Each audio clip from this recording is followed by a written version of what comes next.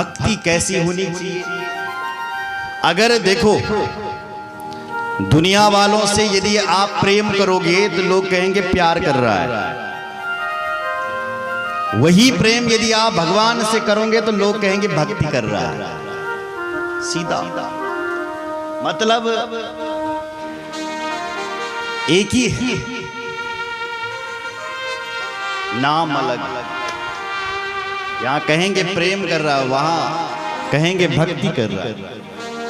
तो प्रेम ऐसा हो जिसको लोग सुंदर नजर से देखें। गुरु जय सिया राम, जय सिया राम। और कैसा प्रेम होना चाहिए बल? निष्काम प्रेम होना चाहिए। सवै पुंसाम परो धर्मो यतो भक्तिरदोक्षजे अहेतुक्य प्रतिहता ययात्मा संप्रसीदति। सवै पुंसाम परो धर्मो, बड़ी हमारा जीवन में द्विधर्म है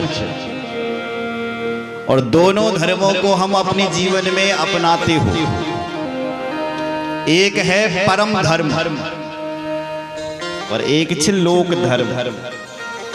द्विधर्म, एक परम धर्म और एक लोक धर्म। परम धर्म क्या है? हमें जो ये शरीर मिला हुआ है, कल आप सुन रहे थे 84 लाख योनियों के बाद मातृगर्भ में जाने के बाद हमें ये मनुष्य का शरीर मिलता है। तो किस लिए मिलता है? तो कथा में लिखा है परम धर्म को जानने के लिए। उस परम पिता परमात्मा को पहचानने के लिए, उस परम पिता परमात्मा की भक्ति करने के लिए, उस परमात्मा से प्रेम करने के लिए ही ये मनुष्य का शरीर मिला हुआ है। पर यदि हमारा जन्म संसार में हुई तो हमारा पहला कर्तव्य है कि जिन माता पिता ने हमें जन्म दिया है, प्रथम कर्तव्य है कि उनकी सेवा करें। उसके बाद जिनसे तुमने विवाह किया है उसका भी भरण पोषण करें। जिन बच्चों को तुमने जन्म दिया है उनका भी लालन पालन करें। आपकी जो रिश्तेदारी है, नाते रिश्ते हैं, इनको भी सबको संभाल करके इस परम धर्म की ओर बढ़े। मतलब संसार के व्यवहार को निभाते हुए उस परमात्मा की ओर चले।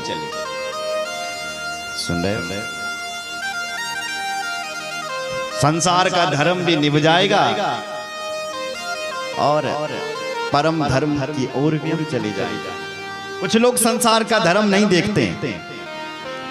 टॉनी संसार से कोई मतलब नहीं, हम तो बाबा बढ़ेंगे भाई। अब हमन तो सब कुछ जले लिया, माँ बाप भाई बंधु सखी सहेली सब छोड़ करके हम बाबा बनेंगे। अब एक ही काम है मेरा, भक्ति करना। तो कुछ लोग ऐसा भी करते हैं, लेकिन शास्त्रों में जो मार्ग बताया है शुभम और साधन जिसको हम सब करते हैं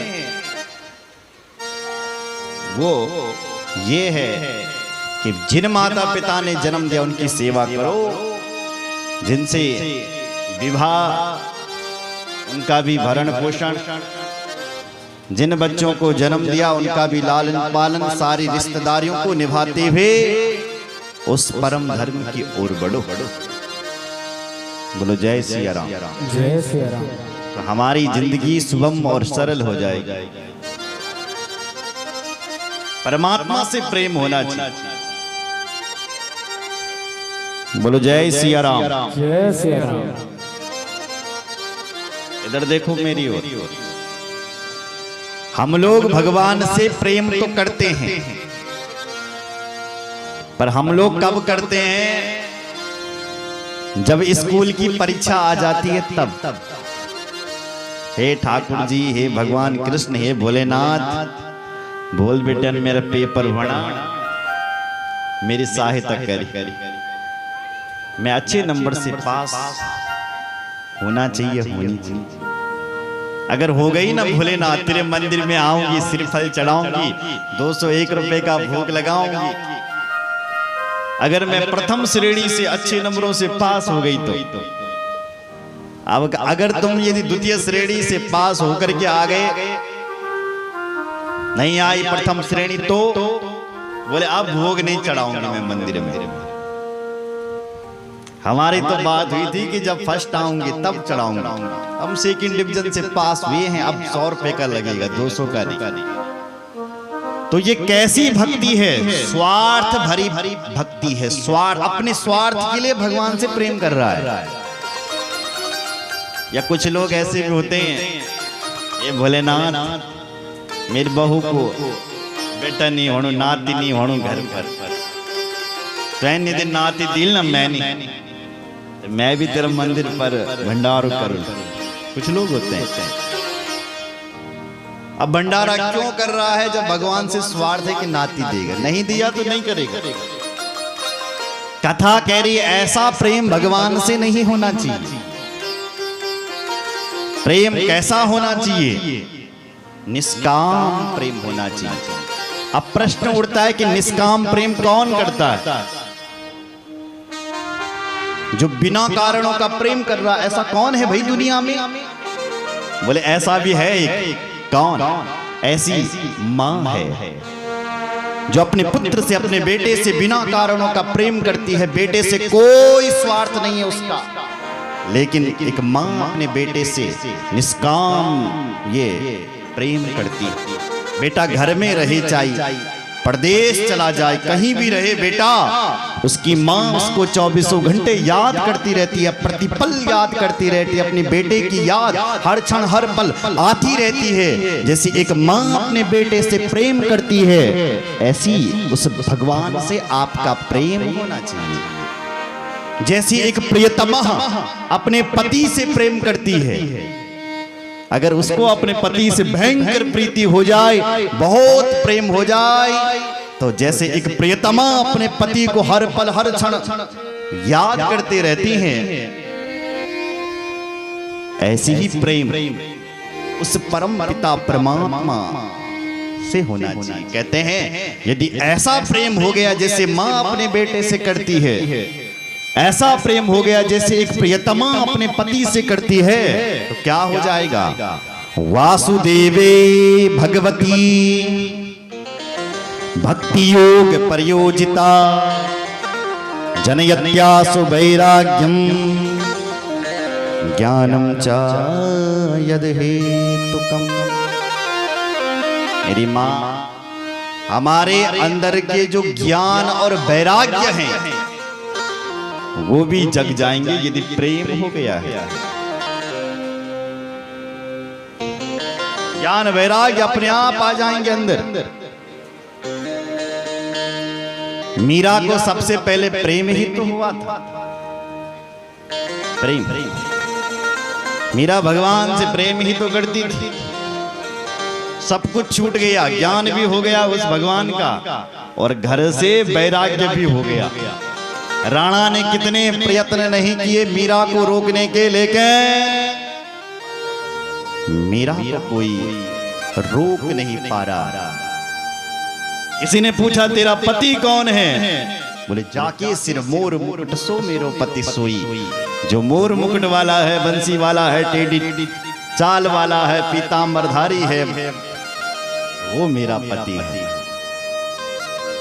वैराग्य हो गया उसको, चले गई वो कृष्ण की ओर। ऐसी ही प्रेम उस परम पिता परमात्मा से होना चाहिए। तीसरी बात, आप जितनी भी धर्म करते हो, अनुष्ठान करते हो, पूजा पाठ करते हो, उसका भी एक श्रेय है कि भगवान से प्रेम हो जाए। अगर तुम्हारा उस परम पिता परमात्मा से प्रेम नहीं हो रहा है, तो आपके भजन करना, कीर्तन करना, पूजा करना, अगरबत्ती करना, धूपबत्ती करना, दीपक जलाना सब व्यर्थ हो रहा है। मुख्य रूप से है उस परमात्मा से प्रीति। यदि वही नहीं हो रही है, सब बेकार। देखो यूं समझो, आपके घर पर 20 साल की बेटी है, 20-25 साल,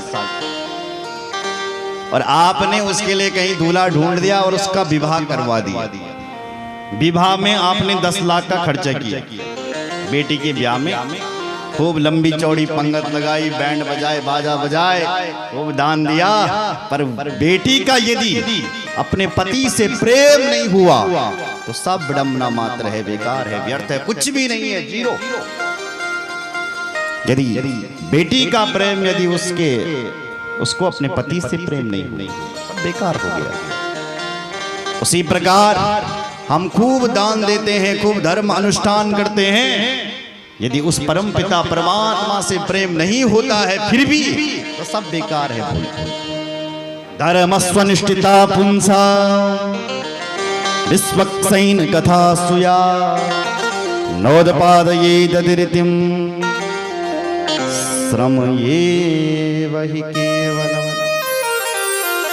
श्रम एव हि केवलम, श्रम हो रहा है फिर तो करना ना करना बराबर। यदि उसमें भक्ति नहीं है, प्रेम नहीं है, भाव नहीं है तो वो किया हुआ किस मतलब का। भगवान कहते हैं मुझे देने से पहले 10 बार सोचो कि इसमें भाव है मेरा कि नहीं है, प्रेम है मेरा कि नहीं है। बोलो जय श्री राम। जय श्री राम। इसलिए प्रेम होना बहुत जरूरी है मेरी। अच्छा, एक और सुख भी बता इसका। जब हम यहाँ जप करते हैं, अनुष्ठान करते हैं, पूजा पाठ करते हैं तो उसका एक और भी हमें फल मिलता है। बोले वो क्या है? बोले अपवर्ग। मोक्ष का नाम ही अपवर्ग है, न पवर्ग स अपवर्ग। हम लोग कई वर्ग माच बैठिया, ब्राह्मण वर्ग, ये वर्ग, क्षत्रिय वर्ग, स्त्री वर्ग, पुरुष वर्ग, ये कई प्रकार के वर्ग है संसार में। पर जहां जाने के बाद हम सब एक ही वर्ग के हो जाते हैं, उसका नाम है अपवर्ग। सीधी सी बात यह है कि जब हमारा मोक्ष क्या वेजान बल तो हम सब एक समान हो जाते हैं भगवान के घर में। यहाँ तो हम अलग अलग भावों में बंटे हुए हैं, ये ब्राह्मण है, ये क्षत्रिय है, ये वैश्य है, ये स्त्री है, ये पुरुष है, लेकिन जहां जाने के बाद हम सब एक वर्ग के हो जाते हैं, उसका नाम है अपवर्ग। और ऐसे मोक्ष अपवर्ग को पाना ही जीवन का परम धर्म है। पतन फला सा बंद भय मृत्यु जहां पर नहाय, पापा बाबा मारहित तो अपवर्ग कहा, सो अपवर्ग कहा। ये तो हो गई प्रेम की बात। अब आते हैं जीव में। जीव किसे कहते हैं? हम सब जीव बैठे हुए हैं, 84 लाख योनियां, उनमें से कुछ जीव हैं और हम उनमें भी एक जीव हैं। तो हम सब जीवों का परम लक्ष्य क्या है? परम उद्देश्य क्या है? क्या है हमारा लक्ष्य? क्यों लिया है हमने ये मनुष्य का शरीर? इस मनुष्य शरीर का लक्ष्य क्या है? और कहते हैं जिंदगी में जिसका संकल्प नहीं होता, जिसका लक्ष्य नहीं होता, वो जिंदगी में फेल हो जाता है। अगर आपका लक्ष्य नहीं है कि मुझे वो बनना है तो आप जिंदगी में फेल हो। आपके पास लक्ष्य होना चाहिए, तब आप जिंदगी को पार करने के लिए निकल सकते हो। यदि लक्ष्य नहीं है तो फेल। तो हमने जो ये मनुष्य शरीर लिया है, इसका लक्ष्य क्या है? आइए एक भजन करते हैं और उसके बाद बताते हैं कि जीव का लक्ष्य क्या होता है और मानव का लक्ष्य क्या है। बोले रामचंद्र भगवान की जय हो, कृष्ण कन्हैया लाल